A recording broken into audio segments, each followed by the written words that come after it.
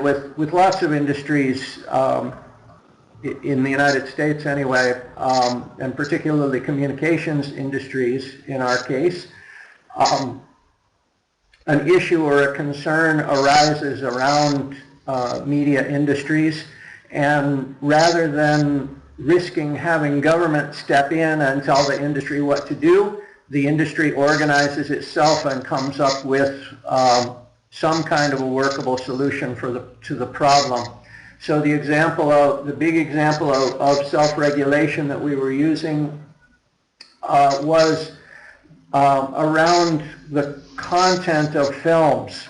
There was a lot of concern in the 1920s, 1930s, and also afterward, but the big stress came in the 1930s around the effect that motion pictures might be having on viewers, and they came up with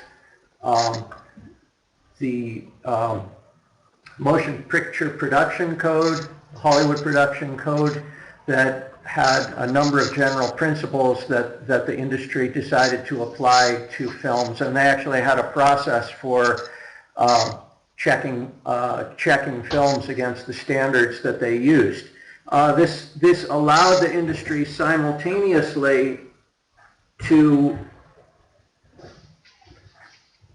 address the concerns that had been raised by government and by certain members of the public, and still to be able to show the kinds of content that were drawing audiences. So it was a balancing act between showing audiences exciting content that oftentimes involved criminals or socially questionable behavior, and coming up with a way to show those things that suggested that those behaviors aren't actually approved of in society. Okay. Technological advances were also big for film. Of course, the development of film itself involved a number of technological advances that we've discussed, but once the industry was in place and moving along, there were other technological advances that the industry focused on quite a bit in order to promote the industry itself, and to promote film, to draw viewers to the audience. A huge technological advance was the introduction of sound with film. Early film, as we've seen, early film did not have synchronized sound. If films were presented with sound, the sound needed to be provided separately, either by people doing music or performing voices on screen, that sort of thing. And this was a limitation on the forms of storytelling that could take place in film. Sound film first developed in the mid-1920s, and the very first commercial sound film was The Jazz Singer by Warner Brothers. Warner Brothers was one of the major studios, still is a major producer of films and other communications products. So sound film, early sound film came in sort of bit by bit, and the early sound films, like early film, which focused on what the new technology could do, early sound films focused on the novelty of sound. So the Jazz Singer was a film that focused on music. The sound in the film was not didn't run through the entire film, but was focused on particularly on musical performances. The actor who was the star of the film, Al Jolson, was well known already as a singer at the time of that technological advance. Another technological advance that was important for film was the introduction of color. There were competing processes for creating color, and the industry actually advertised particular types of color. Technicolor became the dominant film process. This was a three-color process that allowed for presenting color in film. And you notice even today when we look at the films, the photos in this screen are from a film called The Wizard of Oz. This was one of the very first films to use color, and it used it very much. Color was immersed in the storytelling process in this movie. This was 1930 that The Wizard of Oz and Gone with the Wind came out. Next big technological advance was widescreen. As filmmaking became, as the presence of film became more accepted in society, studios were looking for more and more ways to draw audiences in. Some of this had to do with the content of films, focusing on actors, stars, and drawing people with the stars. But widescreen was an innovation which attempted to kind of immerse the audience in the film. Now, the screens in films, if you go to the theater, a movie theater, and you walk down to the screen isn't flat. As many people assume it's flat or they expect it to be flat, the screen is rounded. And the advance of widescreen actually broadened out the picture and used an increased wrapping of the screen to envelop the audience in the scene. CinemaScope was one of the very big processes that was used in widescreen.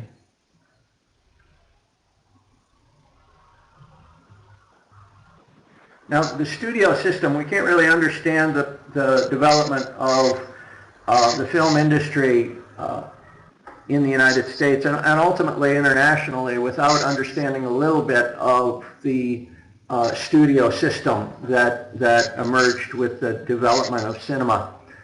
There were 5 major studios throughout the golden age of Hollywood. These were Warner Brothers, Metro-Goldwyn-Mayer, RKO, 20th Century Fox, and Paramount.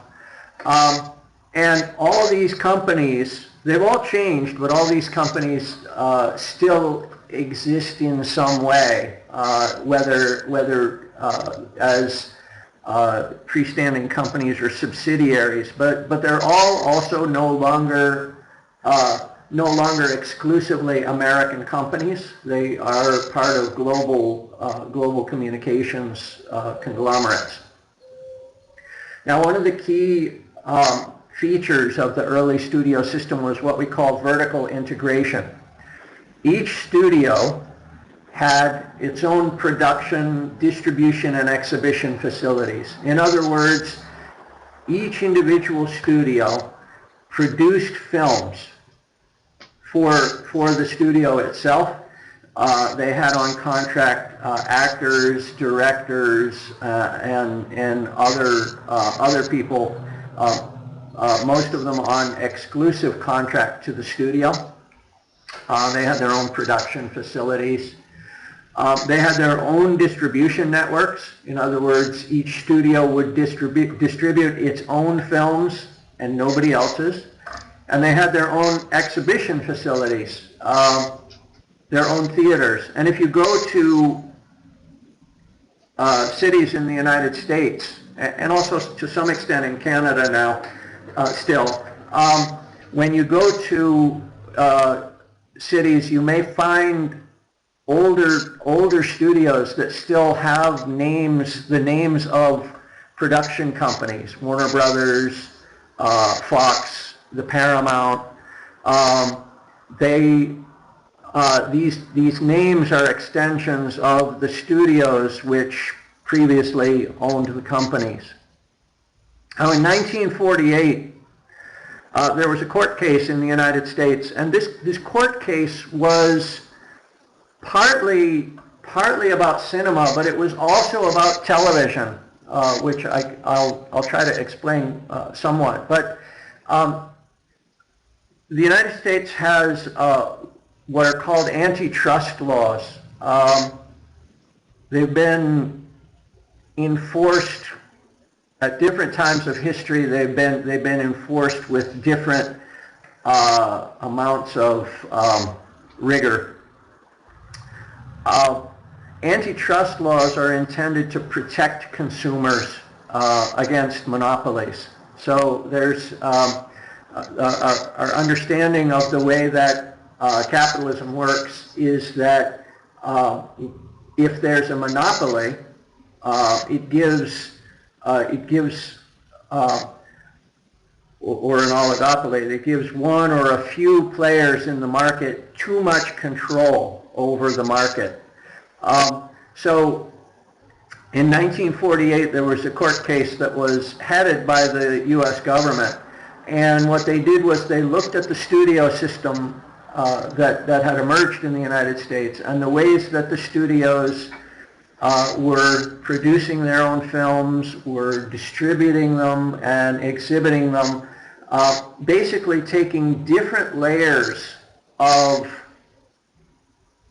the process of getting films to the public. And the court case decided that this was basically was oligopoly. It gave a few players, a few companies, too much control over the system of producing films. It locked out smaller companies from producing films outside of the studio system and getting them shown, and they decided that this was a major disadvantage for viewers. So they ordered the breaking up of the studio system. Basically, it meant each studio had to decide, did they want to be a production company, a distribution company, or an exhibition company, and they had to sell off whatever assets fell outside the area they chose. And of course, they all chose to remain production companies, which meant they had to sell off their distribution and their exhibition wings. So after this decision happened, now to make clear, before the decision came, if you went to a particular movie theater, that movie theater would always be showing only the films from a particular studio. After the decision, what this meant was when you went to a particular theater, you might see films from any of the studios or sometimes from some other studio entirely that wasn't part of the major production system. Wasn't one of the 5 major studios. So that's the kind of change that that this decision brought about.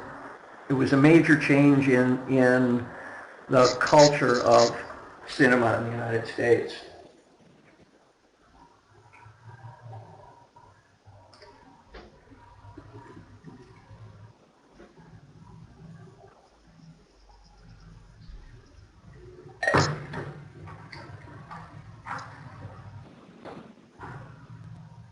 Excuse me. Okay, so this graph shows us the development, sort of the popularity of cinema in the United States. You can see here in the now this starts at 1930. You'll recall 1930, sound is already in place in cinema. Color is just beginning to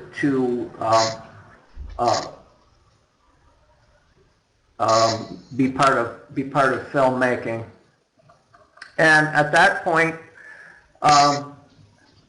20%.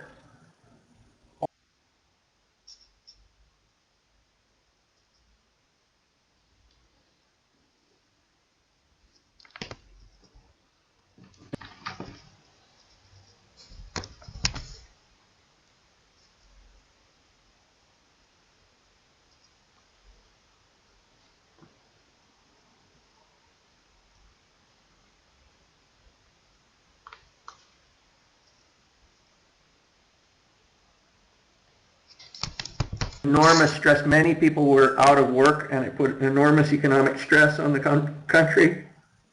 And that was a time that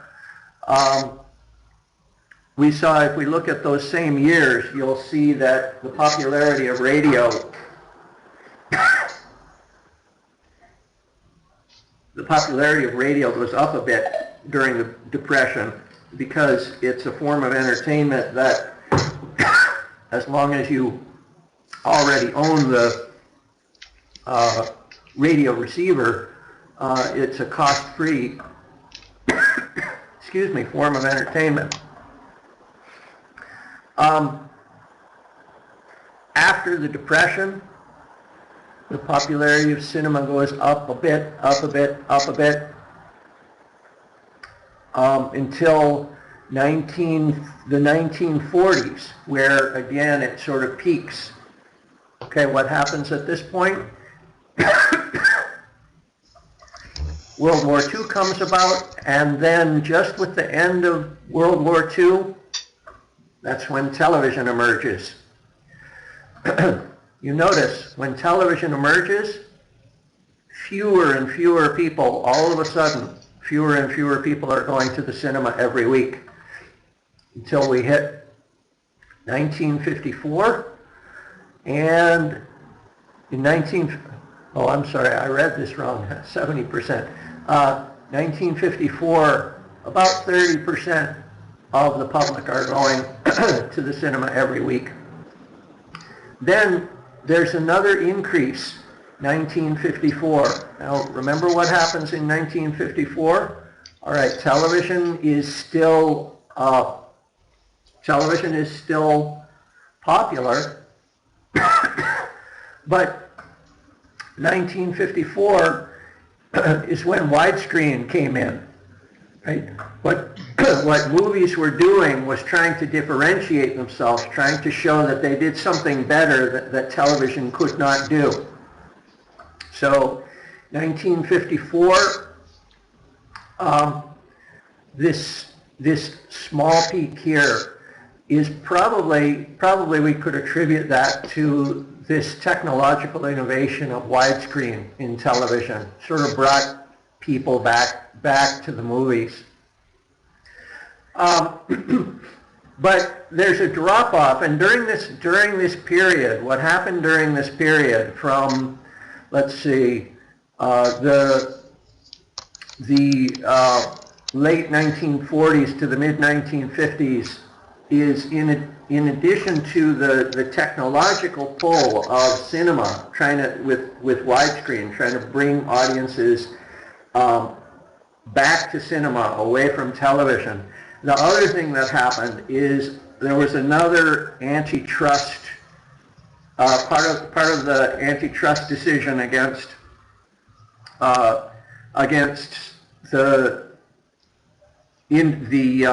the studio industries was a decision that required the studios to make available to television their back catalog of films. Okay, in other words, you remember how with with both radio and television, there was a big issue of having content available to show to people, right? It doesn't matter if you have an innovative technology that reaches lots of people if you don't have something on it that they'd want to listen to or to see. So the antitrust decision against the studio system basically required the Hollywood studios to make available to the television industry their back catalog of films so that television studios would be able to show films broadcast over television. Right? What this meant was that that television then became more popular because they suddenly they had these films that people wanted to see. Here's a way to think of it. In this era, people didn't have VCRs or other ways to watch, to choose to watch films at home. There were no DVDs, no internet, no possibility for going to the store and picking up some old movie that you want to see. Essentially, once films went through the theaters, they disappeared. Unless somebody who owned unless a distribution company decided to distribute a film again, unless cinemas decided to show old movies, that back catalog of films was not available to people. You just wouldn't see them again. So when television got the rights to purchase from the Hollywood studio industries back catalogs of films to show to the public, this was seen as a major victory for viewers who suddenly were able to, by tuning into their television, were able to see films that they may have seen in their childhoods or heard about or just missed when they were in the theaters. So when I was growing up in the 1970s, this was before the advent of, or before the widespread development of cable, before there were VCRs popular, that sort of thing. It was a big event. There were certain films that would be shown at certain times of year. The Wizard of Oz was on every year. Old musicals every year, and it was a very, very big thing to be able to watch old popular movies on television. And the popularity of cinema never recovers from this. Right? Once people have access to films in their homes, it never becomes so popular again to watch movies in the theater. So since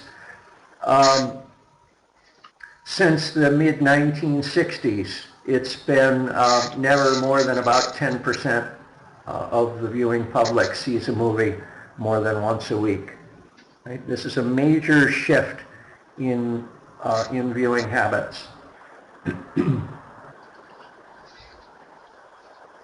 Okay, so our major changes, some major changes that mark the studio industry, the film industry. The rise of television beginning in the 1950s was a threat to cinema, and you can see just with the statistics that we look at here, the major challenge to cinema is television. It's a competing industry that offers a very similar product that is conveniently located in people's homes rather than public exhibition spaces.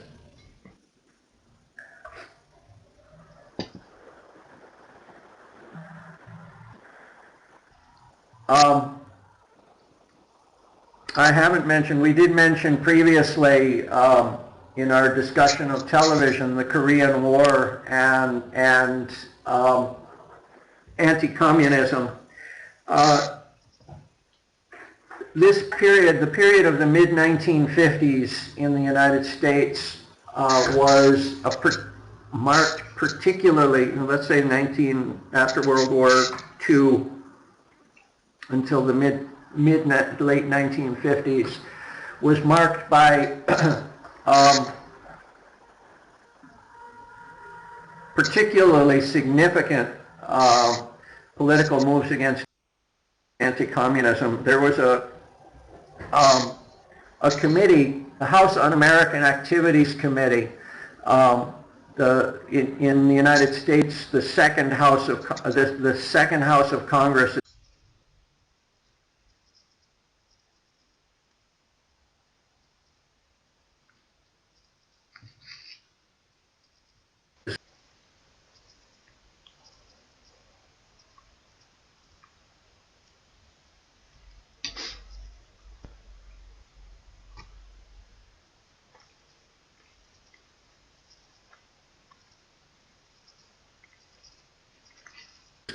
is the House of Representatives, and there was a committee, and they were investigating them in terms of their sympathies toward communism. They created what's known as the Hollywood Blacklist. This was a list of names of people that would not be allowed to work in Hollywood because they were seen as not trustworthy, as excessively sympathetic to communism. And this was a very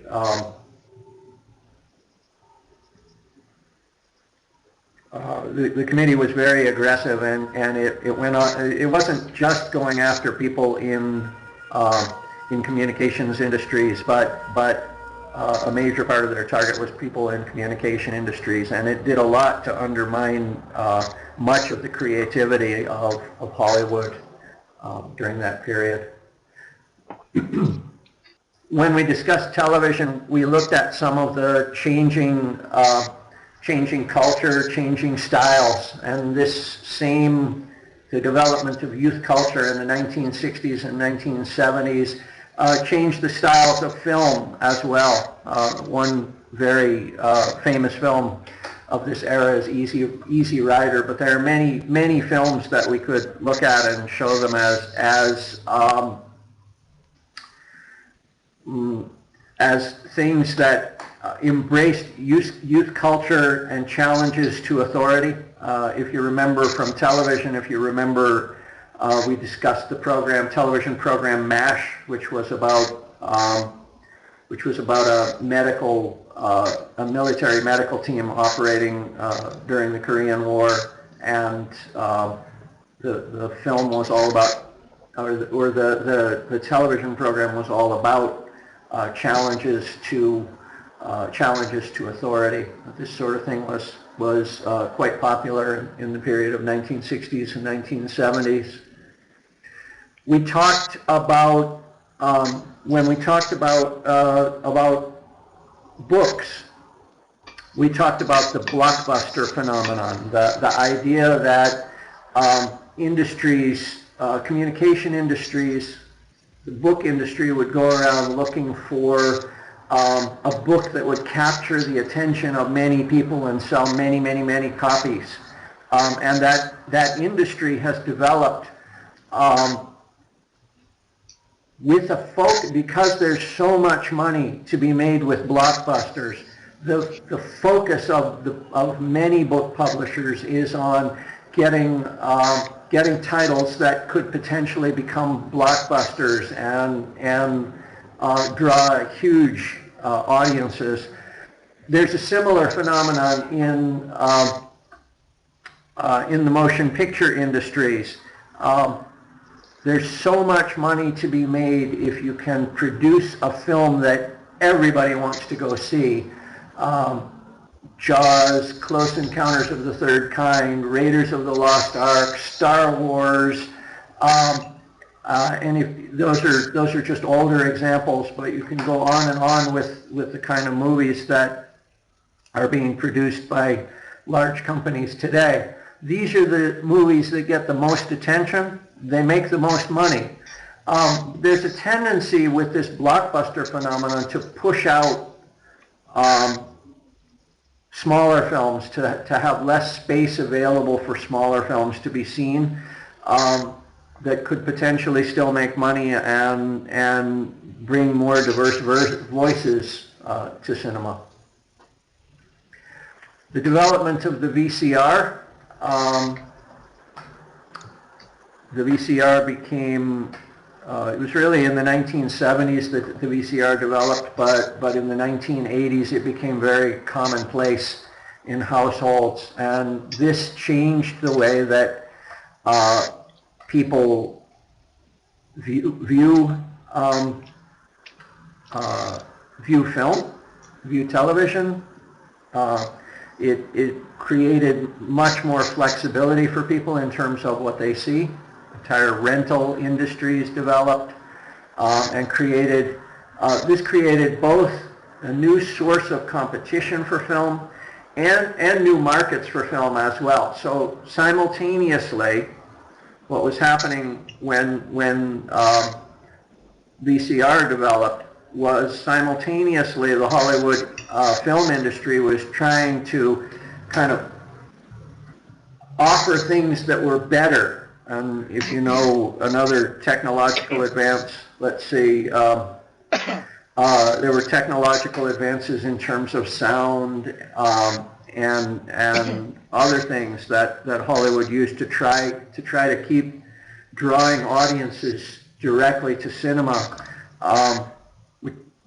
But at the same time, Hollywood was taking advantage of the existence of the VCR by selling back catalogs of films, marketing them and making profit both off sales and rental of their back catalog of films.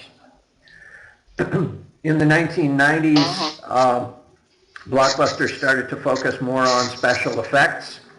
So this was another approach that movies took toward trying to pull audiences in. I've noticed the last few years the focus now. You've heard of 3D films. 3D films are actually a fairly old technology. 3D, and I didn't mention 3D on these slides, but 3D was popular in the 1960s, even 1950s, and it's a technology that's made possible when you have color screen. You can watch a film through colored glasses and have kind of a 3D effect. And of course, that technology has been updated and reintroduced recently. So now many films are produced specifically for 3D. More and more films are produced both in 3D and in non-3D versions. Okay, so let's talk in a little bit more detail about the rise of television and its implications for the movie industry. The rise of television meant competition for programming. So when television emerged, like the radio industry before it, you'll recall the radio industry, there was a choice between, for radio stations, there was a choice between producing your own content, which was very expensive, joining into a network of stations which shared original content, or drawing content from other places, and that the other places from which content could be drawn was essentially the recorded music industry, and not just music, but other recorded sounds might be something that radio would draw on. Television, similarly, when television came in, television stations were faced with either the prospect of drawing program from somewhere else. So we talked about how television drew from radio basically by taking programs that were already popular on radio and bringing them to television, producing them in a visual environment. So basically it was the same show, it's just that when the show was performed, rather than just being performed for sound, it was performed in a visual environment as well. The other major source of programming for television was cinema. The Hollywood film industry resisted this for some time until that antitrust decision of 1948 came in and forced the movie industries to make their back catalog available to television companies. Right? Television and cinema were in competition over viewers, as we saw from the chart that we looked at a few minutes ago. You can look at the periods in which there's an increase or decrease of the cinema-going audience, and the periods can be directly connected to different things that were happening that may have either promoted viewing in the cinema or promoted viewing in television industry. The rise of suburbs was also very important in the rise of television, and this is important to keep in mind. In the 1940s and before, the United States, like other countries at the time, the United States was largely divided between urban and rural communities. There would be urban centers, and people would live and work in urban centers, or they'd work in rural areas, be more spread out. In the 1940s, 1950s, the economic boost to the country that came after World War II helped contribute to building of highways and to setting of priorities that allowed for development of communities close to but outside of cities, where people could live in individual homes. They'd normally get to those homes. Most of those people would work in cities and would commute in cars to get to those cities. So there was development of highways, development of a focus on funding of transportation infrastructure, specifically roads, rather than public transportation, which was the dominant mode of transportation within cities. This allowed people to move out to the suburbs, but what this meant was, in moving out to the suburbs, it became less convenient for people to go to movies. The home became more distinct from the urban environment, and this really helped promote the development, the rise of television. People stayed home more. It was another thing that encouraged people to stay home more in pursuing entertainment. Okay, so in look at the percentage of U.S. households with television. In 1950, 10%, less than 10% of households had televisions.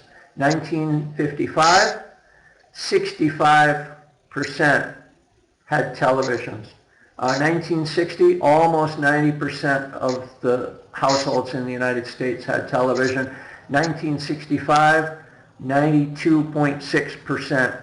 And these numbers will keep going up over the years. Obviously, you can't get much higher than 92.6, but the numbers go higher and higher. And there are other ways to look at this as well. This is just for the percentage of households with one television. If we look at the percentage of households with two televisions, those numbers show interesting, or more television show other kinds of increases. But always, the trend is toward more and more televisions in households in the United States. So this is part of, and if we look back at the chart of weekly cinema attendance in the United States, you'll see as these numbers for television go up, the numbers for cinema viewing go down, down, down. Direct competition between these industries. Take a look also at the average household viewing time, daily viewing time in the United States. From 1949 to 1950, the average viewing time is just over 4 hours. By the time we get to 2008, 2009, the average viewing time has gone up above 8 hours a day. And again, those numbers are significant, because the more time that people spend with one technology, the less time they have available to spend with the other. You can't watch TV and go to the cinema at the same time.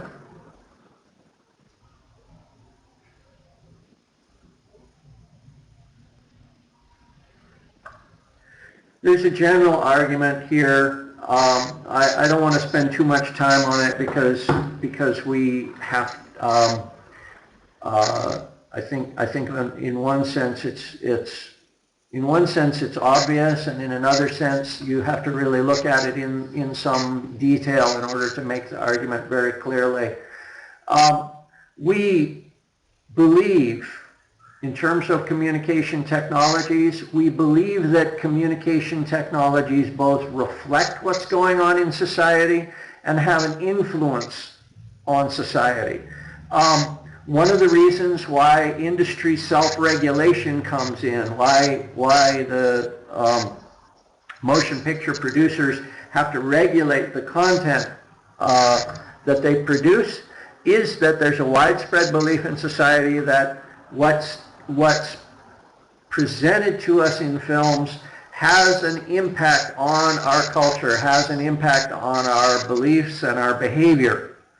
That's a similar assumption that runs behind the presence of something like the House Un-American Activities Committee in the United States.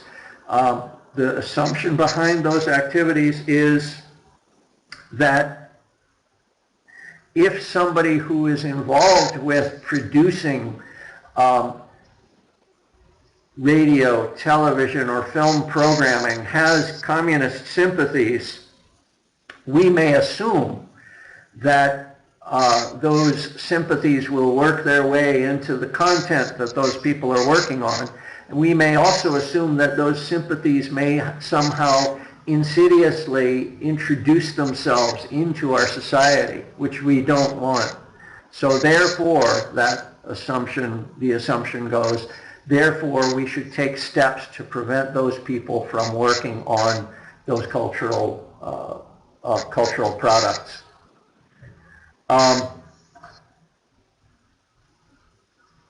This is a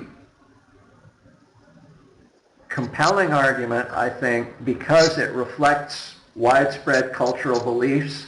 It reflects it addresses widespread cultural values. However, what the specific impact of a motion picture might be on culture, on society, on our beliefs is much more complex than that. And you'll recall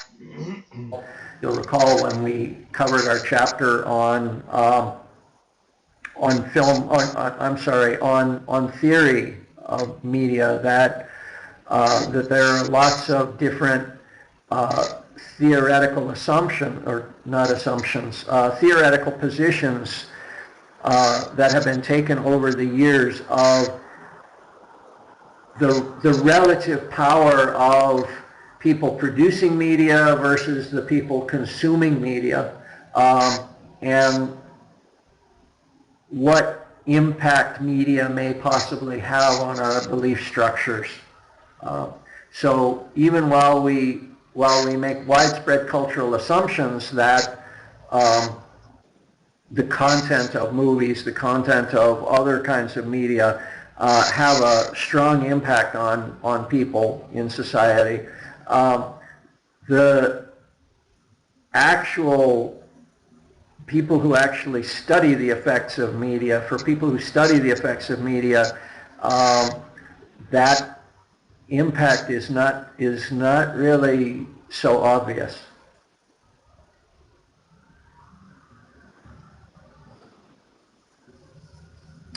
Another thing to keep in mind, and this is not just about film, of course, but there's a shift in the United States and in other countries of the world. The United States is just a very well-known example. There's a shift from the 1800s to the 1900s from rural society to urban society. And then there's a further shift, which I discussed a moment ago, from separated rural and urban societies to rural and urban societies that are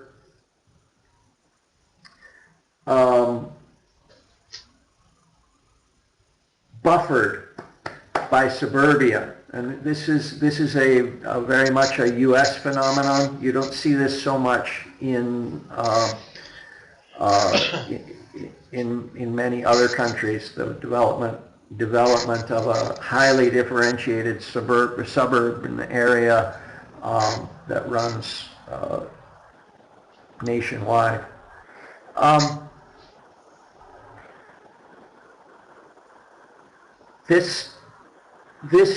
Now, part of the extension of this idea that movies affect culture, culture affects movies, one of the concepts that develops with the rise of mass society is the idea of mass culture. In other words,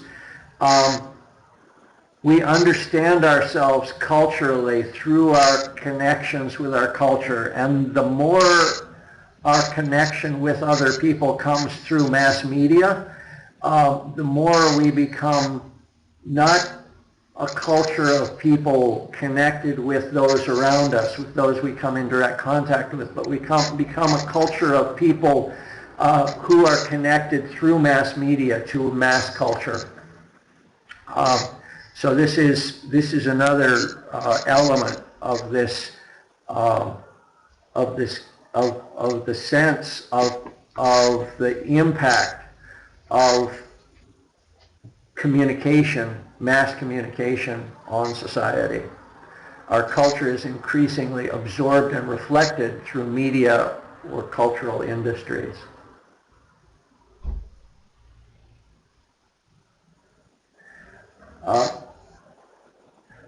With film and culture, just as American culture isn't monolithic, film culture is quite varied. There are many different kinds of films, so we can't make broad assumptions about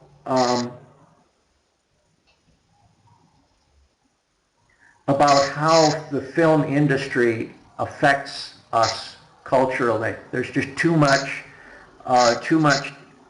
many different kinds of films, too many different things that those films are perhaps telling us, directing us toward. So I think it's a mistake to assume that mass culture is monolithic. And no culture, it's just, culture is very complex, and the impact of film on culture is at least that complex.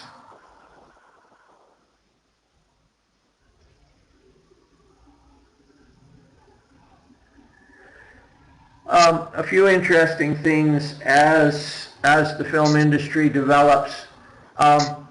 Marketing and publicity have been very important to film industries throughout the history of the film industry. There are different things you can see at different points.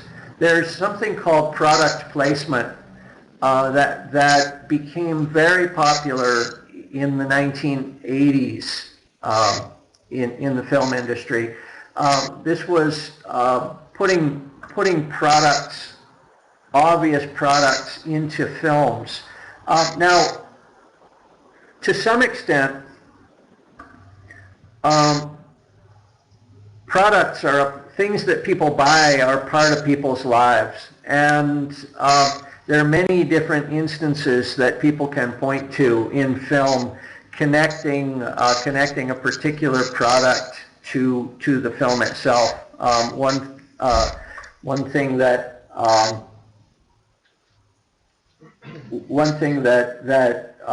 communications that people like to point to, for example, in the 1950s there was a film starring Marlon Brando, I believe it was The Wild One, in which he wore a T-shirt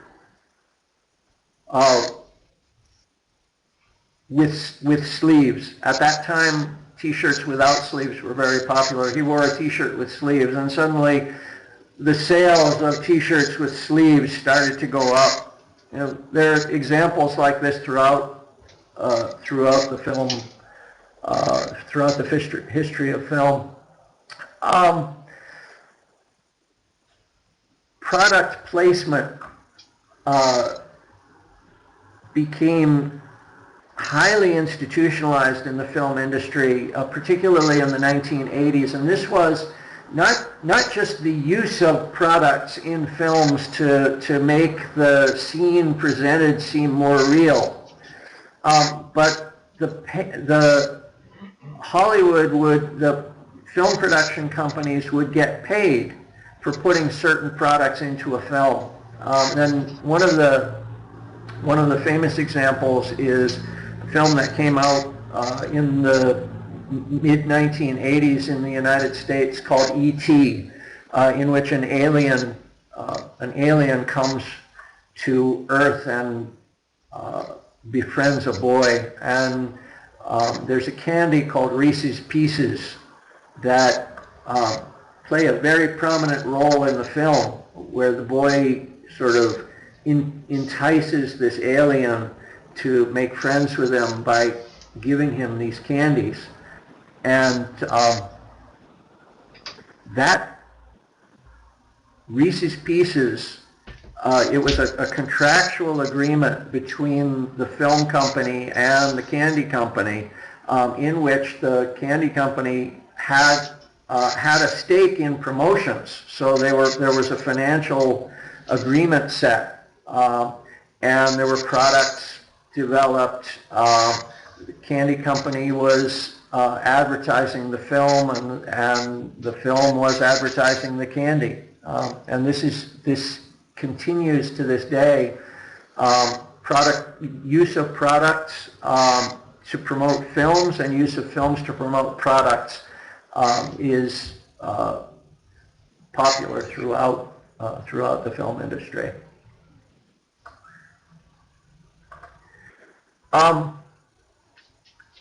Film has become more international. There's been a development there's still a big focus on blockbusters. There has been some development of independent films, and while the big profits are still made in blockbuster films, there are independent film industries that are profitable, and that raise the prestige in general of film industry. There's also been a bigger focus in Hollywood on essentially on foreign films. So in the last 25 years or so, there's been more of a focus in film industry in the United States on promoting and developing foreign films through international conglomerates, international film production conglomerates.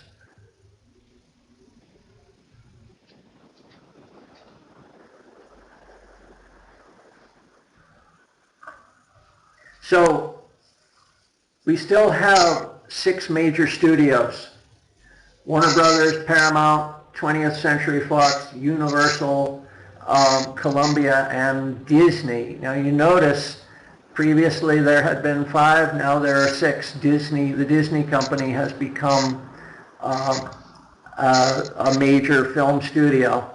Those 6 companies still account for 95% of the U.S. domestic film audience. In other words, of all people going to see movies in the cinema in the United States, 95% of them are watching movies made by one of these 6 companies.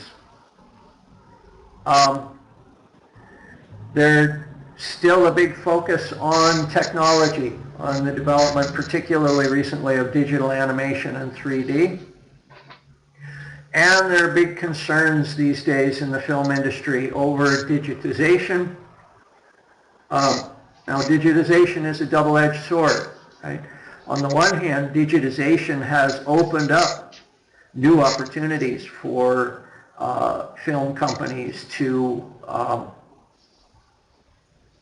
produce more innovative films, adopt technologies. It's given them new distribution methods, new ways to sell films, to make films available to people for sale. At the same time, digitization has meant lost revenues for film industries. And so digitization continues to be one of the major issues of concern for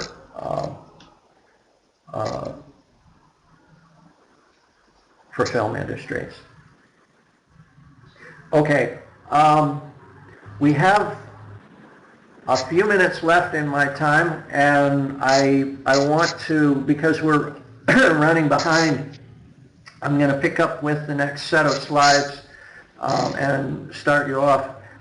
My throat is really bothering me, so I'm going to take about a 2-minute break, and then I'll come back. So please just take 2 minutes. I'll drink some water, load my next set of slides, and come back in 2 minutes.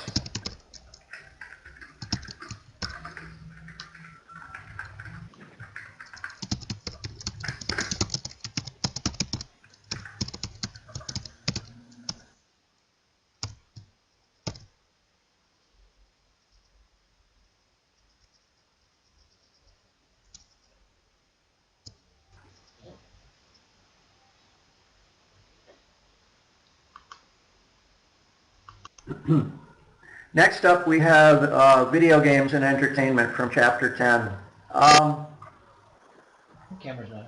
Are you ready to go or what? Yeah. A lot of people have studied mass media and sort of ignored video games, and one of the I think a big reason for that is that remember Clay Shirky and his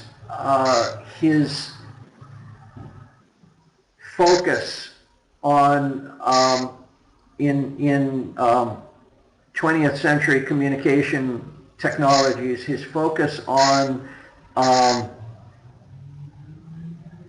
story. Basically, I think it's a focus on media that tell stories in some way. We focus on print. We focus on recorded technologies, broadcast technologies,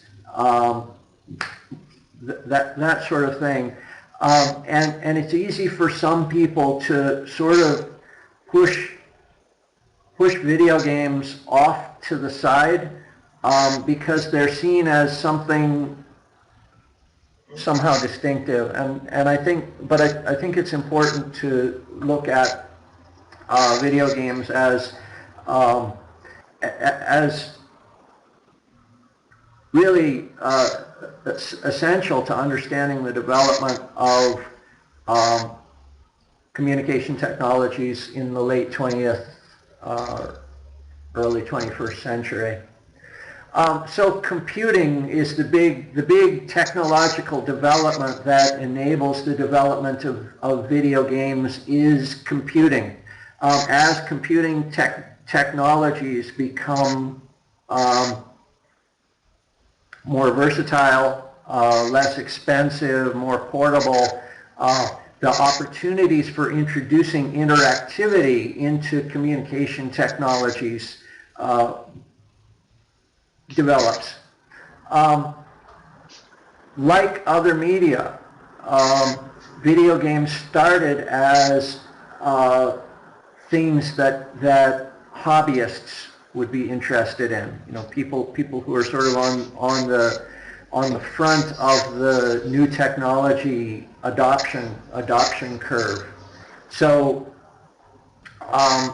one area, home hobbyists are one arena in which video gaming develops. There's also the development of commercial arcade games. Now, in terms of cultural adoption, now you remember the pictures I showed last week of the development of the Nickelodeon, these places where people would go to watch movies in individual screens.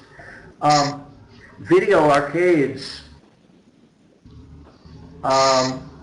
can be seen culturally as kind of an extension of these areas in which people go to engage,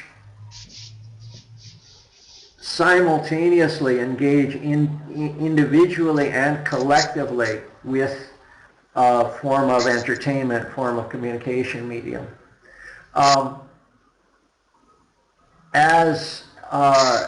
As technologies develop, home games become more ubiquitous, then online games, multi-user games, and community-developed games are all part of the trend of development in video games. One of the things that's very important to an interesting observation, I think, is the extent to which video games are referenced in mass media and vice versa. There was a film in the 1980s, Tron, which was developed at a time when video games were quite popular, and the movie itself was developed simultaneously with a video game, so that the story of the movie was a story which was immersed inside a video game. And you could go to a video arcade and play the Tron game at the same time. So movies, the movie industries have seen the value of making some kind of connection with video games, both in terms of telling stories that telling stories that connect to video gaming, that capture an audience that's familiar with video games, but also in terms of these commercial connections between products, simultaneously telling stories that relate to a game and having games that relate back to the story in the film.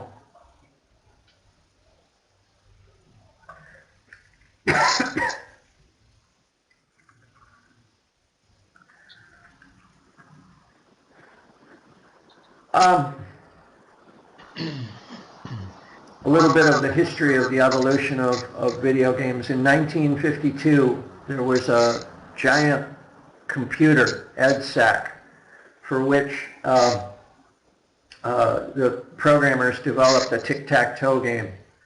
That was very simple, but took a lot of work for the people who did it.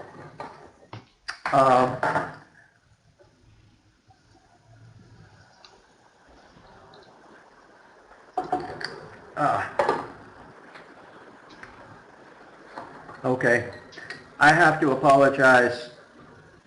I thought I was going to be able to do a little bit of extra time on the presenting this next chapter, but my throat is giving out, my voice is going, so I think I'm going to have to end the lecture here. I apologize, I didn't get very far into the video game, so next week we'll cover Chapter 10 and Chapter 11, and if I can, I'll get into Chapter 12 as well. I'll have to go fairly quickly through 10 and 11. I'll speak with Ken sometime this week about how we organize the remaining weeks to cover what we need to cover, and we'll let you know. So I wish you all a good week, and I'll be back next week and pick up with video games again.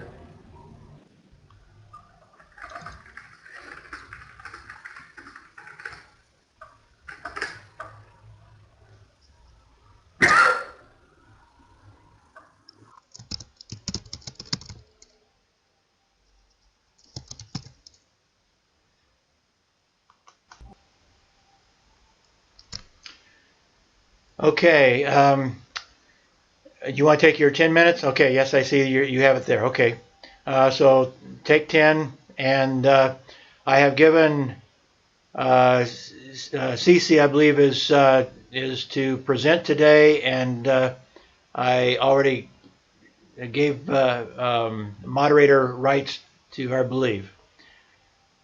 So Cece can go ahead and upload her PowerPoint.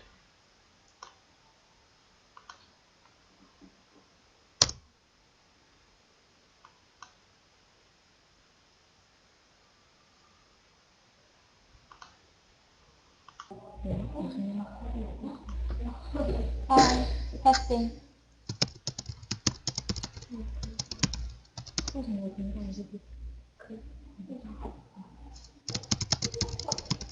Hi, I'm Cici, and today I would like to talk about advertising and public relations. And first, what is advertising? Advertising is a form of marketing communication used to promote or sell something, usually a business, product, or service. And this is the history of advertising, and like you can see at first it will start. First they printed the they have a printing on the walls, and then they have the sorry, they have the printing in the papers. And advertising has existed since ancient times, but began to take on its modern form during the age of exploration.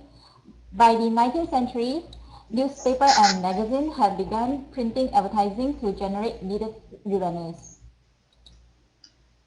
And third, this advertising helps to selling the new world and rise of the brand name. And also, authors may consider advertising to be liberal and immoral up to the early 20th century. It saw greater acceptation after its use during World War I to encourage support of war. And now advertising start to make itself useful. And then up to mid-20th century, advertising features stereotypical affluent white families and was self-driven. It means that it always stated that the white families are more better than the others. And the criticisms of advertiser manipulation became the basics of new styles of advertising during the creative revolution of the 1960s. By the 21st century, the rise of the internet has caused print advertising revenues to decline, but allowed for personal targeted ads. It means that through the YouTubes or other things like Facebook, we can make the advertising by ourselves, but not through the advertiser groups. And such tracking practice has arose concerns from the piracy groups. And these are the types of advertising. There are newspapers and magazines, radio, television, digital media, video ads, social media, and also mobile phones. The Federal Trade Commission is charged with ensuring that advertisements make verifiable claims and do not mislead customer. It means that the advertising cannot mislead customer by the override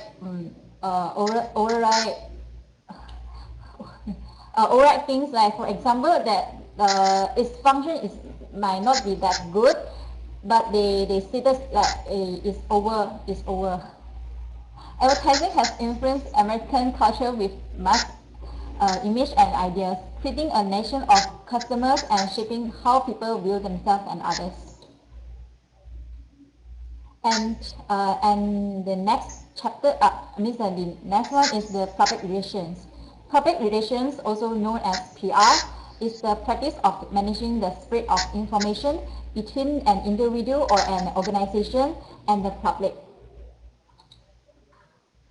And the four models of PR include traditional publicity, public information, persuasive communication, and two-way symmetrical models. And the traditional publicity model is professional agents seek media coverage for clients, products, or events.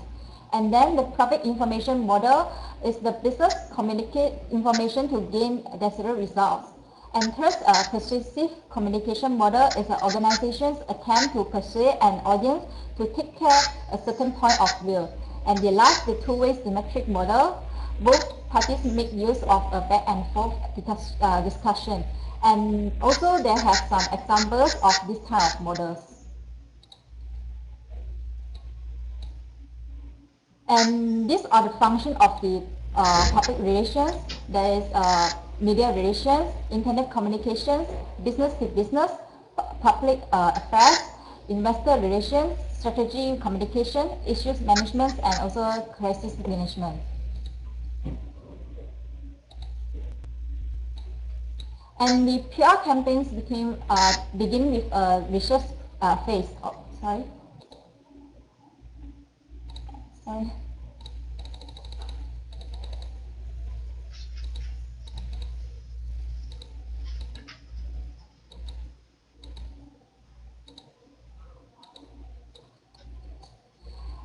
Develop objectives during a strategy phase.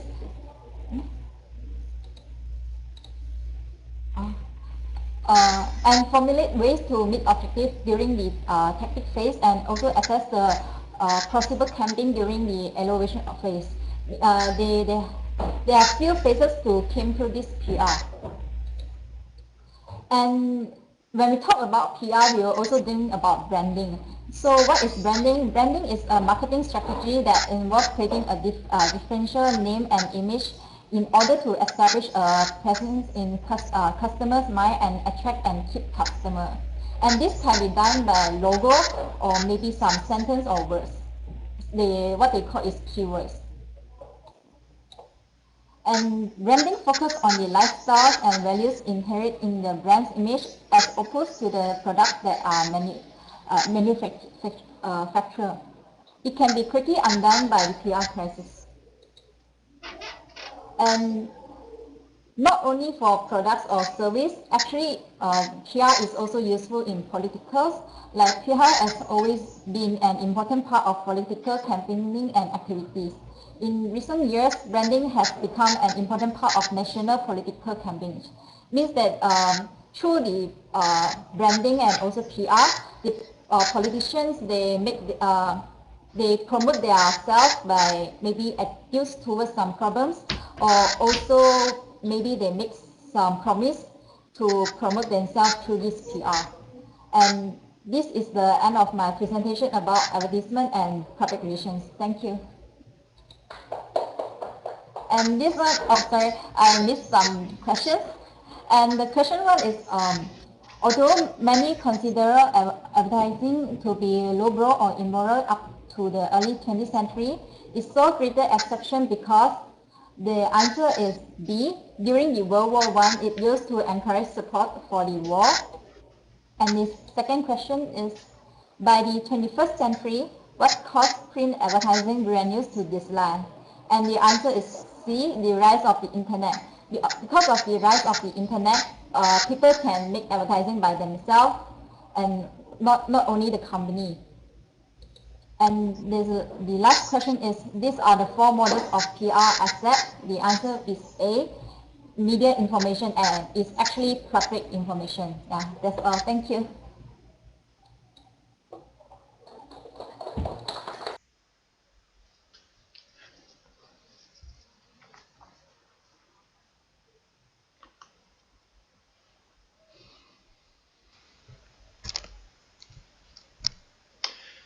Okay. Can you hear me okay? I'm going to go ahead and try to bring up a PowerPoint here. Okay, good. Okay.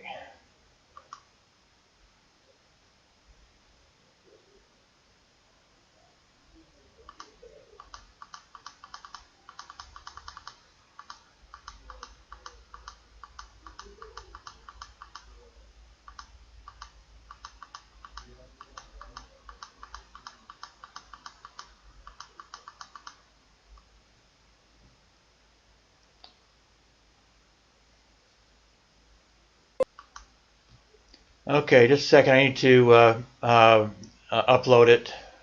Just a second.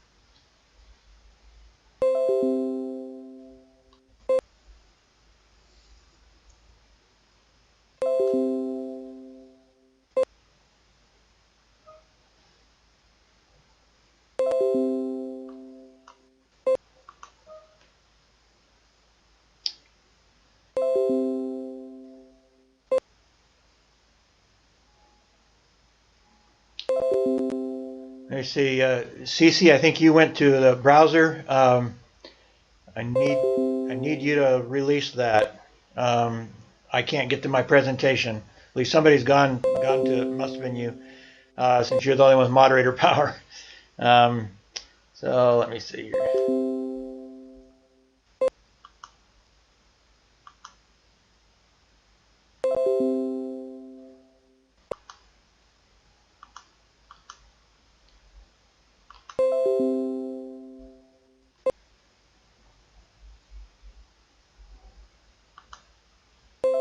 Okay, thank you. Okay, now I need to upload it.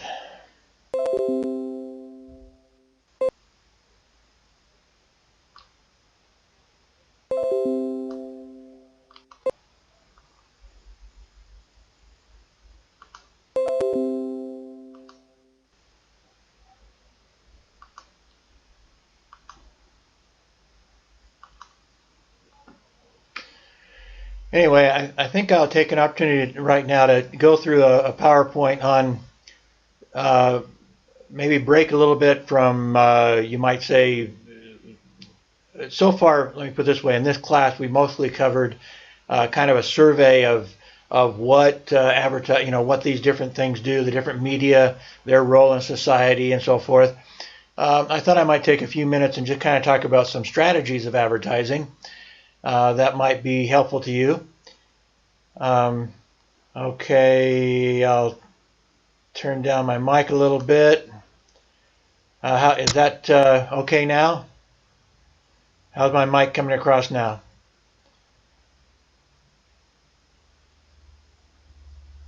Okay. I can bring it down more if you need me to. Anyway, I have it downloaded. Oops, there we go.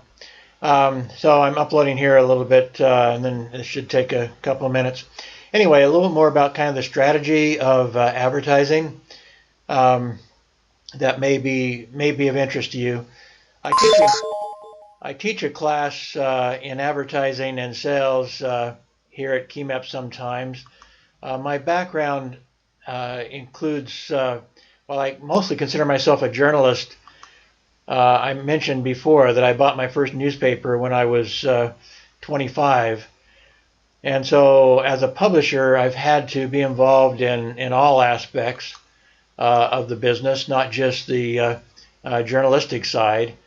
In fact, when I was trying to find my PowerPoint I just uploaded, where'd it go to? Anyway, when I later on in my career, after I got my master's degree, I was publishing I'd sold my newspaper, but I was a publisher of editor and publisher of a chain of weekly newspapers, and the chain I was publishing, I didn't own them, I was publishing them for somebody else, was being looked at by another company, another chain, for possibly purchasing my 4 newspapers and adding them to their, I don't know, dozens of newspapers. And the owners of the newspaper chain that was thinking about buying ours took me out to lunch and said, Ken, we'd like the newspapers that your company's selling are not a real good deal. They're okay, but they're not a real good deal. But you are a good deal because we can find in our chain of newspapers, we can find publishers who have journalism background. We can find publishers who have advertising background. What we cannot find are people who have both journalism and advertising background. I think that I still did not accept their offer. They offered me part ownership and anyway all sorts of advantages for staying, but I simultaneously had my first offer to teach full-time at a university. So I did not accept that opportunity, but I mention it just to suggest that if you broaden your skills, it's important to develop a broad set of skills in this day and age, especially if you're going to be in the communications business. because with the internet, it's actually become even more important to have a broad set of skills. Even as a journalist, not be able to just write, but be able to take photos, be able to do video, be able to do audio, preferably be able to do some web design work and so forth.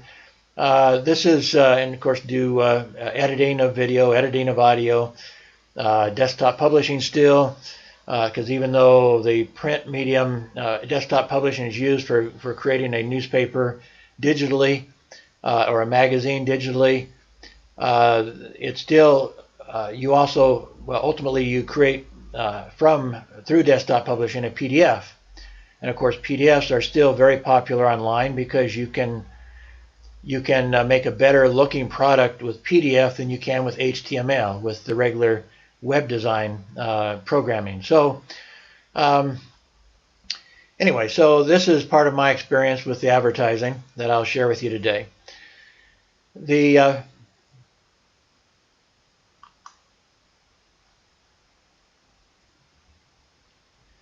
Next week we'll probably have some time. I have a different PowerPoint for public relations, and I may share that one with you also as we go forward. We've talked a lot already about how the changing nature of advertising, how it's moving from traditional to online. And so that kind of covers that already, although I might go a little bit more into that as we talk more directly about the internet. Anyway, just one concept that's important to understand in advertising is that just selling ads is bad for media. It's bad for media and it's bad for the customer. Publishers and media directors need to price advertising to encourage what we'd call a campaign. Since the cost of paper, airtime, internet, these things are not very expensive, the main thing the main expense in advertising is labor, or in publications and media is labor. Thus, to sell a campaign makes more sense than to just sell a single ad, and it mainly makes more sense because it's better for advertisers. If advertisers don't feel an impact from advertising, they're not stupid. If they don't feel a positive impact from advertising, they'll stop advertising. So you want to make sure that they get good results. If they get good results, then they will buy more advertising. So any medium that is very smart in their advertising approach will understand this. However, frankly, many media are not very smart in their approach. They do not understand this. They think only in terms of sales, and they don't always step back and think about the needs of their clients, and that's a big mistake.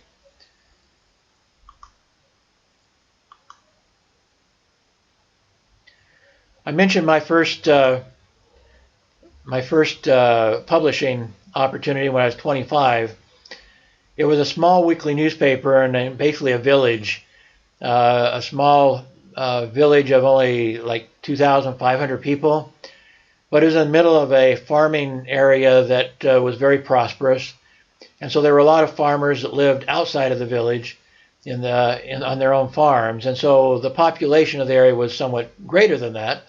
And the school system drew people from lots of from a very big area surrounding the village. So anyway, when I bought this newspaper, it was already 20 years old. It had been established by a retiree and his wife, and they'd done a good job of building it up. They weren't really very good journalists, and they frankly weren't very good business people, but the village really liked having their own newspaper. And so they supported it, but it was kind of like charity. It was, they didn't really, the typical advertiser when I took over did not really feel like that he gained much advantage from advertising. He was doing it, like I said, like a charity. In order for them to keep their own newspaper, they knew they had to buy some advertising. And so when I'd go out and try to sell advertising after I bought it, it was almost, I felt like a beggar. You know, oh, please, give me some money, give me some money. because they did not see the benefit in it. And that's a major problem if you want to build the advertising.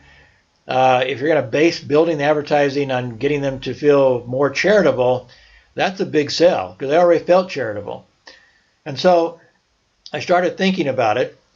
And in fact, about that time I read an article about an insurance man who had for years just done like these local advertisers and bought an ad once in a while in his local newspaper and never expected to do more than just pay for itself at most. But it got his, built name recognition and so forth. And so he wasn't converted on local advertising. He did not campaign. He just occasionally advertised. Now, if you think about it, it would be ridiculous for any politician running for president of my country or yours, or somebody running for Parliament or Congress, to think that they could just buy one ad and that they would be successful. And yet, a lot of advertisers kind of think that way. They think, oh, I just need to buy one ad. If it's going to work, it's going to work. If it doesn't work, then it's not my fault. It's the media's fault. And so that again was the attitude of the local advertisers. Anyway, going back to this insurance man, his experience, he again, this was not in my community, it was in a different community, but I read his story. He decided he wanted to sell an insurance product nationally. And so he ordered a mailing list from a national company where he could, this was before the internet, so he was going to mail through the regular postal system a flyer to a select set of business people across the country to sell them a specific business type insurance. So he ordered the mailing labels and then he printed up 40,000 flyers. The problem was, once the flyers were printed, he still didn't have his mailing labels. He still hadn't received them. And the publisher, he printed them with the newspaper, and the newspaper called him up and said, you need to come pick up your flyers. Well, he didn't have any place to put his flyers. And so he told the newspaper, he asked them, can't you just keep them for me? They said, no, we don't have room to keep your flyers for you. We printed them, they're yours, now you need to take them. And so finally the insurance man said, look, go ahead and put half of them. Your circulation is 20,000. Put half the flyers in your newspaper. I know I won't have much success, but maybe it'll at least pay for itself. And then hopefully I'll get my mailing labels by next week. So the newspaper put half of his flyers, 20,000, into the newspaper that week. And just like the advertiser presumed, he got a couple of phone calls. He figured maybe it more or less paid for itself, helped with name recognition, but not much. Well, a week passed, and he still didn't have his mailing labels. And the newspaper again called him and said, look, you have to get your flyers. And he said, look, I still don't have any place to put these flyers. Insert them into your newspaper, and when I finally get my mailing labels, I'll print some more. So for the second week, very same flyers, very same readers. The publisher inserted the insurance man's flyers, and this time the insurance man's telephone rang off the hook. He had lots and lots of business from the same flyer sent to the same people. And he was kind of flabbergasted by this. What happened? I've been advertising in this newspaper for years. I've never gotten any significant results. I put the very same flyer in the very same newspaper, sent to the very same readers 2 weeks in a row, and suddenly I start getting all sorts of phone calls. Well, what he discovered was the nature of a campaign. One ad isolated is not taken very seriously. What happens in a campaign is that, first off, the first week, especially with something like insurance, more than probably just about any other product, people don't buy insurance every week. They buy groceries every week, but they don't buy insurance every week. And so they need time to think about it. They've made a commitment to another insurance company to drop another insurance company to come to this, to change their insurance is a hassle. And so this is a fairly big decision for them, just like maybe voting for a president or something. And so they think about it. Well, if they never see another ad, that newspaper disappears, they forget about it, and nothing happens. But in this case, they saw the same flyer, set 2 weeks in a row. Now they've had a chance to think about it. Now some of them are ready to take action. The other thing that happens in a campaign is it builds credibility. The more often you see an ad, the more credible you think it is, especially if you're not real familiar with that advertiser. So it's particularly true of new advertisers, new businesses. You need to see that ad a few times before you trust that company. If you've seen their ad, quite frequently for a year, now you presume it must be an honest company. So they've seen, in this case, the insurance man had ads off and on for a while, but it's still twice in 2 weeks built that credibility as well. So anyway, there's a number of things, name recognition, lots of things that are achieved by a campaign that are not achieved in a single ad. So what you see in this slide is what I offered my advertisers when I bought my first newspaper when I was 25. I said, look, you are occasionally buying an ad about 1/8 of a page. You're not getting very good results. I want to help you get better results. So if you will guarantee, if you'll sign a contract that you'll buy a 1/8 page ad from me every week for a full year, then 4 times a year I will give you instead a full page ad. Same price, but I'll give you a full page ad instead of a 1/8 page ad. 4 times a year I'll give you a half page ad, same price as a 1/8 page ad. 4 times a year I'll give you a quarter page ad, same price as an 1/8 page ad. I'll give you 4 streamer ads, a banner ad across that's kind of short, but across the whole width of the page. And I'll give you basically classified ads every week. Those are one ads where you can advertise for employees or sell your car or something. So I gave them this entire package, and my advertising took off. And so after I came up with this, within 1 year, I doubled the revenue of that newspaper. For a variety of reasons, I really didn't want to stay there for a long time. So after 2 years, I sold the newspaper and made a good profit from it. And in fact, that paid for my master's degree and some other things in my future. So,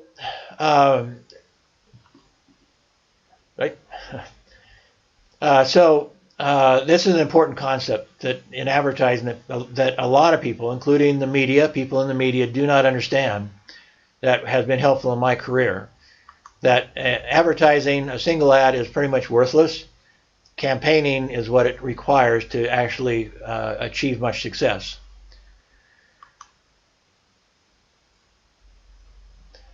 Okay, I want to go over some principles of advertising now as far as the ad layout itself. So one idea is a design refers to how the art director and the graphic artist choose and structure the artistic elements of an ad, as you see here. This is a set of ads from a company called Timberland. And so here's one, just to show you a few others of theirs. And so you see everything, they sell outdoor stuff. Everything outdoor they sell. And so as they sell their products, they're in essence selling outdoor activity. So you see this theme in this winter and the summer, whatever Timberland basically provides the products that you need to enjoy the outdoors.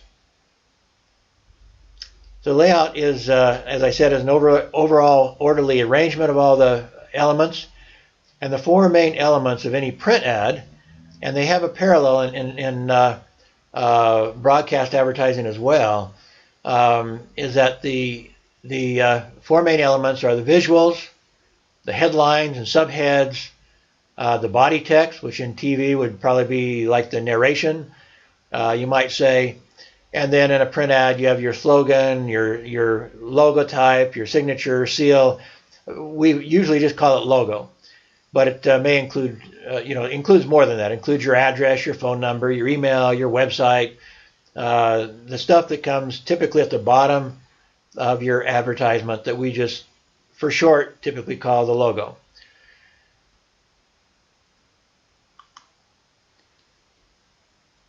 Now these elements relate very closely, as I'll explain, to what we call the AIDA strategy. AIDA is an acronym for attention, interest, desire, and action. So AIDA, AIDA. And I'm not going to try to blow this up right now, but you kind of get the idea just from the names that AIDA is basically the A for attention is something that's just going to grab your attention. Well, why look at this ad? Why watch this TV commercial? Something to get you to just pay attention. Thus the name attention. Interest is something in this context a little bit more than that. You've gotten their attention, but now you can get attention by just a freaky sort of picture or something. In some cases, some advertisers put something on as a picture to grab your attention that really has very little to do with their content, with their product or their service. Well, to gain interest, you need to they need to be interested in your product and your service. So just getting their attention is not enough. You need to now convert that attention to your product. So we'll call that interest. Now desire is the next step. You have their interest. Now you have to do something to convince them that they really want your product or service. So you've got their interest. Now you have their desire, and now you need a call for action to now buy it. To maybe you offer a special sale this week only. Something to try to drive them to action. Thus the overall AIDA acronym.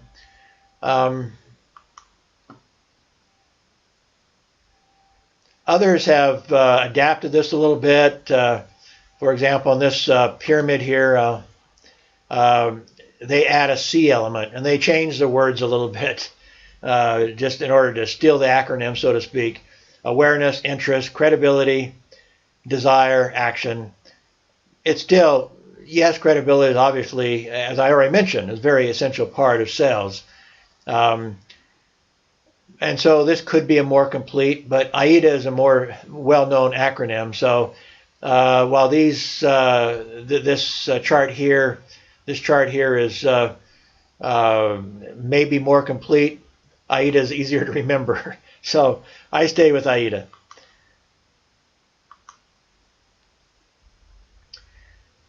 Anyway, what I try to teach my students is that this AIDA concept, as I said, it relates to those four elements in an ad. Attention is usually related to visual. The headline might also relate to visual. You can have a really big headline and say something, dramatic or something funny. And the headline, though, also starts to capture your interest. So typically, visual is almost totally for the purpose of attention. But it also can draw interest as well, depending on the product or service. Headline, also attention and interest. Body text takes it the next step, from interest to credibility and to desire and a call to action. That's what your body text needs to do. I have a hard time explaining to my students that a Coke ad is only good for a Coke. In a Coke ad, basically all you see, and this may also be, for example, you see a picture of a cold, a cold bottle of Coke, and you see the dripping from the outside. It's so cold that you start seeing some condensed water or whatever dripping down the outside. You see that the person is hot. You maybe see a person holding it that's sweating, and the sun in the background or something. This tells a lot. This definitely draws your attention, draws interest, and probably maybe get you to the desire, and maybe even to the call for action, just that picture. But it would not happen if you didn't already know that you like Coke. In other words, for a famous brand like Coca-Cola, you don't have to give as much body text, maybe no body text. But for a new brand, body text is a very important part of it. I have a hard time, I give an assignment to my students here, and I give them visual, I give them the information, and they come back with, basically their version of a Coke ad, but with a product that nobody knows about. That doesn't work. You can't use Coke strategy with a product that nobody knows. It just doesn't work. Body text is a very, very important part, as is narration for a TV ad or the equivalent in other media. And the logo, sometimes they just throw the logo on there. They don't put an address, don't put a phone number, don't put a website, don't put an email address. The logo does include those things and needs to. The reader, especially with an unknown product or a new product, people need to know how to contact you. Otherwise, your call to action doesn't do much good. So these 4 elements are really important. The logo, like I said, as a period of time, as you build your brand, the logo is part of your credibility. It's also important. It provides, as I said, the information for your call to action. If you don't have, your body text may not include the address and phone number. It's convincing you to take action, but that other information that is involved with the logo is also vital for somebody to take action. How do I do this? So thus the Coca-Cola ad is again, for a well-known company, the visual, and in this case, they hardly have a headline. Enjoy Coca-Cola. That's it. The Coca-Cola is their logotype. There's no body text. And so as I said, that works fine for Coca-Cola. But most of us in our careers work for companies that are not nearly as famous as Coca-Cola. Later on, I was the head of PR marketing for a couple of corporations. I kind of took about 6 or 7 years when I went into that because it was better for my family, and so I left the publishing business and went into straight into corporate PR marketing, and I went back to back to newspapers after that. But anyway, so I hope you understand. It's important for anybody in advertising to understand this entire AIDA process and the elements of advertising. Again, adapt quite a little bit for the video market, for the online market, stuff like that. But the basics are still the same. One concept is also to figure out, before you even start producing an ad, what is your most valuable proposition? What is the thing that is going to get people's attention, that they need or desire greatly enough, at least with your help, with your advertising, that you can get them to buy your product and service. And this takes some brain work to consider this. What advantage do I have over my competitors, or what can I have? An example that I use sometimes is the Domino's Pizza. I don't know if you have Domino's in Korea, but Domino's Pizza really took off when it adopted a slogan, we deliver in 30 minutes or less, or your pizza's free. Now, there were probably other companies that were delivering pizza to the home, but they really took it to the next level. And so now worldwide, everybody has pizza companies that deliver pizza, and they realize that's an important part of their mission. It's kind of funny though. Think about it. How many hamburger fast food places deliver? How many other restaurants do you know that deliver? Now there are some, but it's become kind of a thing for pizza. Of all the different restaurant possibilities, pizza is the main one that delivers, and to a large degree, you can credit Domino's for that. Is that they found there was a big market for making this guarantee. A good pizza in 30 minutes or less to your doorstep, to your home, or no, you pay nothing. So once you decide what your most valuable proposition is, now you can start deciding, okay, what's my headline? How do I summarize my MVP, if you would? How do I write it in my body text? What kind of visual will represent that MVP? And so now you can start building the complete AIDA message from headline, body text, and visual to get people to not just get their attention, get their interest, can help them to develop that desire, and then take action.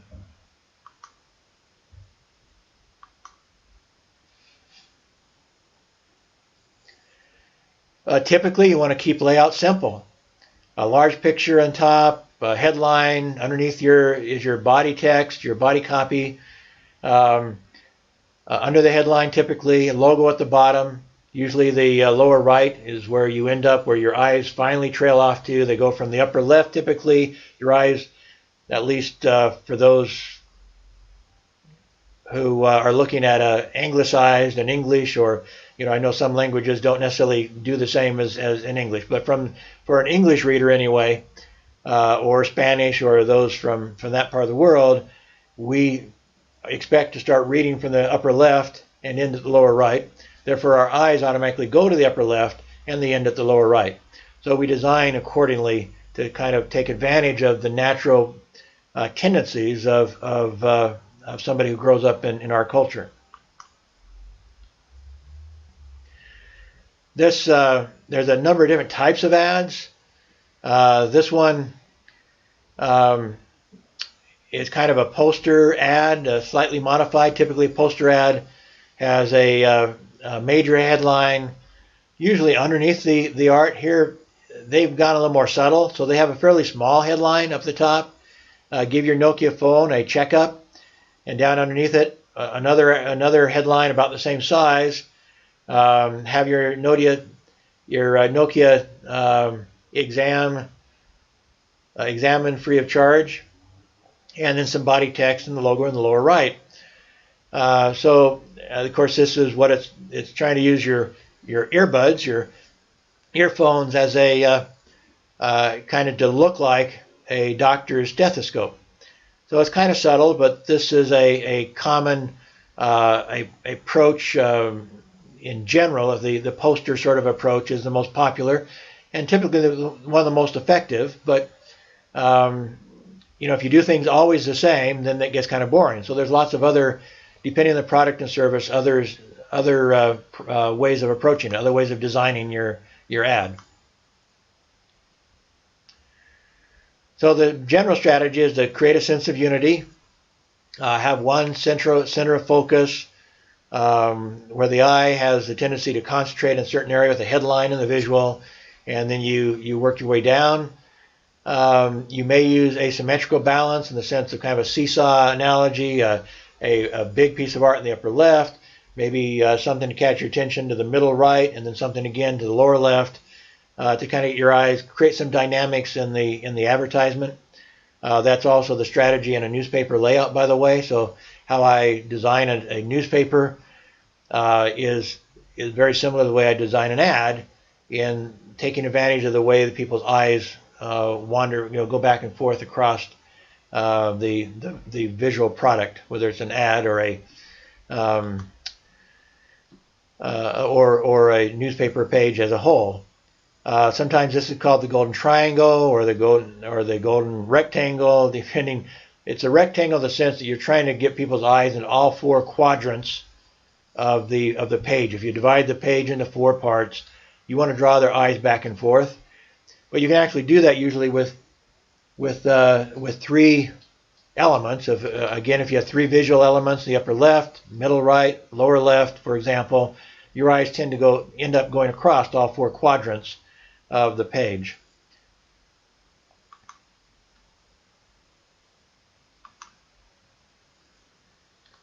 Like this. So you kind of see why they call it. You can call it either the way the eyes move makes more or less a triangle. The way if you look at the quadrants of the page, then you'd call it, rectangle.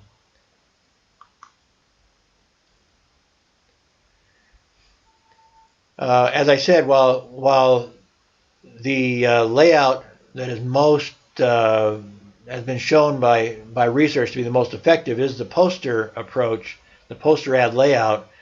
Things can become kind of visually boring if everybody does everything the same, and so there have been some very dramatic differences that have drawn attention and have become quite successful, breaking that rule, not going against the research, so to speak.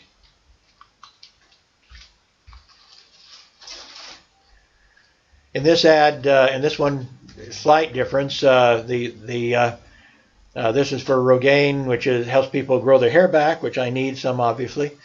So, the headline, your dad wants you to have things he never had, like hair. So, the visual takes the main stage. In this case, they put the headline down at the bottom, and the body text is starting up the upper right. You have another visual in the lower right. So it breaks up the monotony a little bit different layout. I think the visual is strong enough that I think it's not too hard to expect that a reader will go ahead and read what this is all about, especially if they have an interest in this product.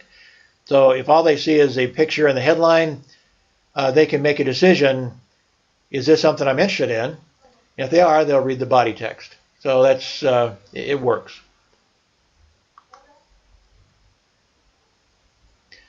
You want to have some contrast. You want big headlines, small text, smaller text. Different. If you're going to have more than one piece of art, you want a big piece of art, some smaller pieces of art. Contrast in advertising or in newspaper layout, as far as that goes, general news layout is important. I'm going to just skip through some of this stuff. I'll send you this PowerPoint along with, I know I owe you some others, but I've been kind of overlapping some of my content a little bit. So I'll get them all to you this week. But here's, so there's some text. If somebody's interested in this, they'll be able to look at more detail.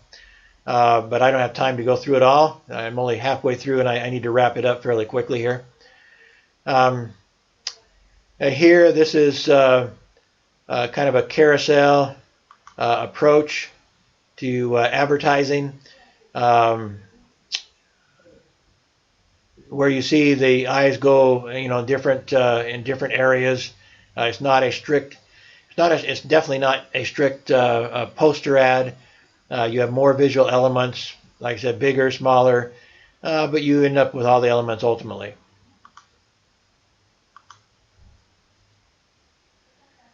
This one, again, breaks the rules. You don't have a big visual element, but in a sense you create a visual element with all these smaller pictures and the headline in the middle that says, none of these women are hair models. After all, neither are you. So it makes a point of just using regular people in their ad, and so they don't feature on just one of them. So it just takes a different approach, and it works. It works effectively as a change of pace, so to speak. It goes against the research, however, if you try to do it too much.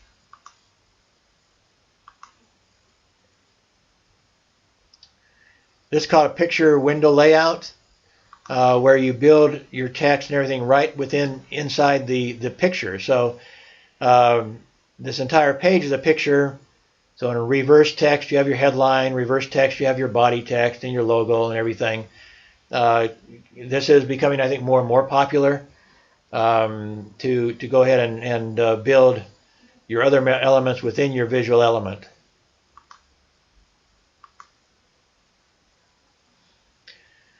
This one is a copy-heavy layout, and it breaks the rule. Typically, they find that you start losing readers at about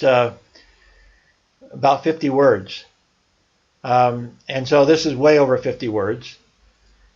But some products can be quite effective with this. I've had some very effective campaigns of my own that have much more text than this. So it kind of depends on your product I know we have a chiropractor in my home city in America that does a very text-heavy ad, full-page ad every week or so, because he's explaining the benefits of going to a chiropractor to get feeling better, not just the massage efforts, but also that it helps you in other areas of health, he says. So if you have a message that needs more words, then you go with text heavy, and you hope your headline will draw the right sort of people into reading your text.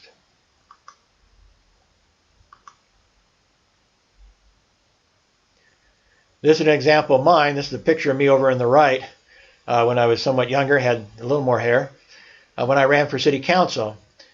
This was a 4-page flyer. You're just seeing 2 pages here. It was definitely text heavy because I was trying to sell me and my ideas, my practical solutions, as it says in the headline. And so I took, I built this flyer myself. I knew how to do desktop publishing, knew some tricks to printing that would save me a lot of money. And I ended up spending the least money. There were 8 people running for four seats, but everybody in the city had to vote, get to vote for all 4 seats, all four positions. I spent the least money of anybody using this tactic, and I got by far the most votes than anybody in all 4 positions. And because I think this is a product where people want to understand more. They want more information. They're going to vote for somebody that represents them and their government. They want to know what they think. And so in this case, my journalistic skills and so forth came to bear, and I was able to be extremely successful with a very text-heavy advertisement.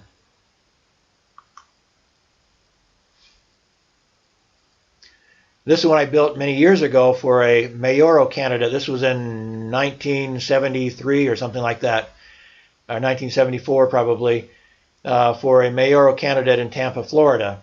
Again, very text-heavy, but what I wanted to do with this was make people think this was a regular ad, a regular news page.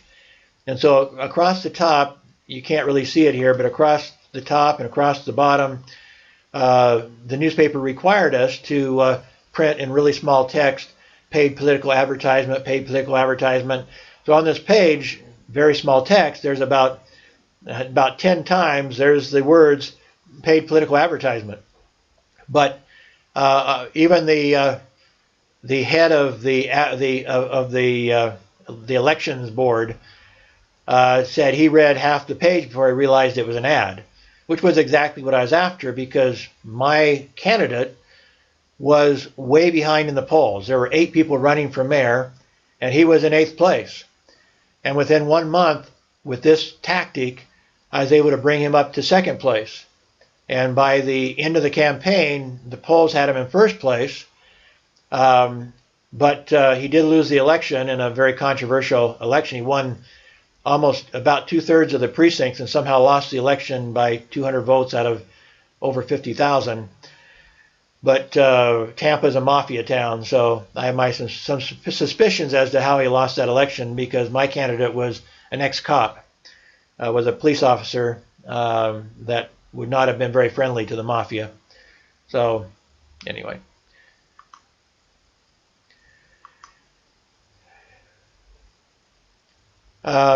This is, again, even more of a circus-style layout. Because this company had lots of products, and so they didn't want to just emphasize one. They want to emphasize all of their products, so they have lots of photos and remind people of all the different products they offer at their store.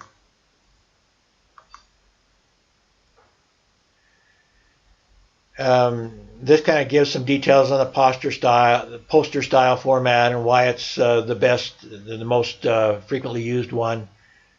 And I'm just going to flip through some of these in the remaining minute or two.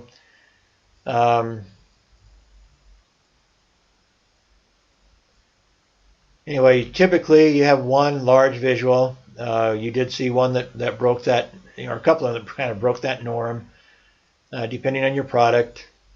Here's some percentages of what's most the research says is most effective. 10 to 15% in headline, 10%.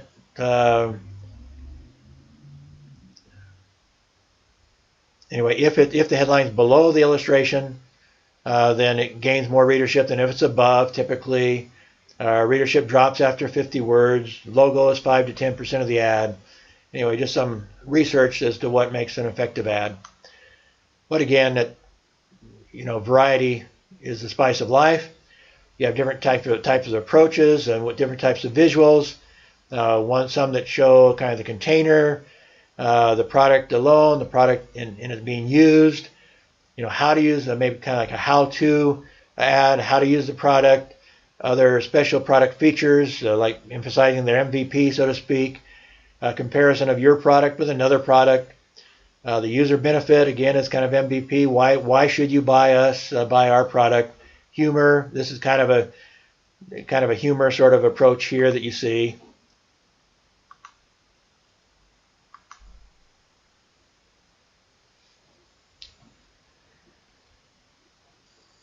Here's some examples of some visuals that have been popular. Here's kind of the product in use here in the upper left.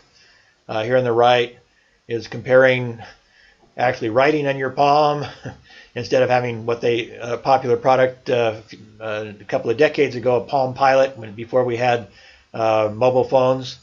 We had Palm Pilots that you could keep your notes in and so forth. Again, unusual.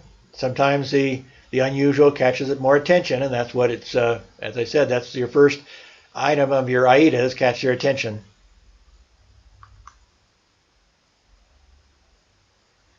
Headlines can be benefit headlines, or informative headlines, provocative, question headlines, command headlines. These are some examples of those.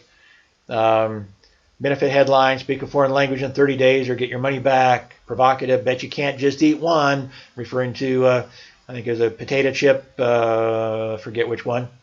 Question, what makes our tire customers smarter and richer than others? The command for a soda pop, squirt, I can't remember, obey your thirst. Kind of mix the two, the art and the headline together, make them coordinate well.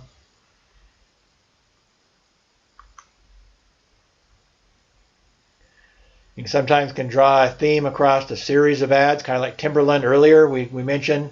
In this series of ads, Got Milk by the milk industry, had famous people with what we call a milk mustache, where they have milk across the top of their lip, and all their basic messages. Got milk? Got milk? Question. Trying to popularize the drinking of milk again. People are important. Just as I teach in my news photography, but also for advertising photography, people relate to people. And so somehow it's best to have the people element in it, and a picture can deliver a lot of emotion or can say a lot. Just the visual element can say a lot, as you see in this picture, and get attention, obviously, as we've said before. And ultimately, you want to think outside the box, as it says here. Think outside the box. In this case, they're thinking outside the billboards, because if everybody does everything the same, then it becomes visually boring. And so just doing something a little different will be more successful. So anyway, that's my presentation for the day. Hope it has some interest to you. And who knows, even if you don't go into media, if you go into business, maybe this will be something that will help you understand. Because when marketing is something almost everybody's involved in marketing. If you're a teacher, you need to market things. You need to market things to your parents. To come to a meeting, to come to a parents' meeting, you need to market things to your students. Get them to buy into your system, to buy into your concepts and so forth. Anyway, so that's it today. I've received, I know, one of the new the Creative Product 2 or Creative projects to. I expect to see the others. The other one, I guess they're just in 2 teams this time. So I believe there's 1 team yet to submit. So please get that done. If there's no questions, we'll call it a day. And thank you very much. Have a good week.